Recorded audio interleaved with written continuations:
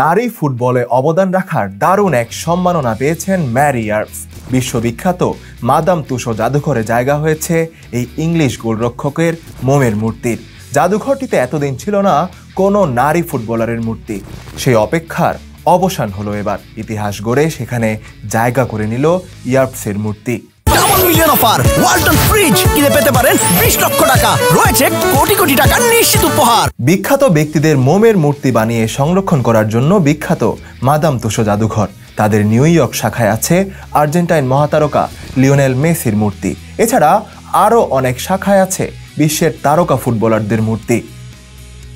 লন্ডনের madame Tussauds জাদুঘরে কোন নারী তারকা ফুটবলারের মূর্তি রাখা হবে তার জন্য একটি পাবলিক ভোটের আয়োজন করা হয়। সেখানে বিপুল ভোটে জেতেন ইয়ার্পস। জাদুঘর কর্তৃপক্ষ জানিয়েছে 31 বছর বয়সী এই খেলোয়াড়ের সঙ্গে 1 বছরের বেশি সময় ধরে কাজ করে আসছিল তারা।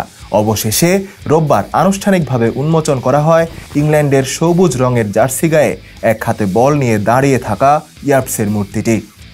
2022 নারী ইউরো জয়ে ইংল্যান্ডকে নেতৃত্ব দেন ইয়ার্পস। গত মে মাসে member of the order of the British empire স্বীকৃতি পান তিনি। 2023 নারী বিশ্বকাপে ইংল্যান্ডের ফাইনাল খেলার পথে বড় অবদান রাখেন ইয়ার্পস, কিন্তু শিরোপার স্বাদ পাননি পিএসজির এই ফুটবলার। ইংলিশদের কাঁদিয়ে 1-0 গোলের জয়ে ট্রফি ঘরে তোলে স্পেনের মেয়েরা।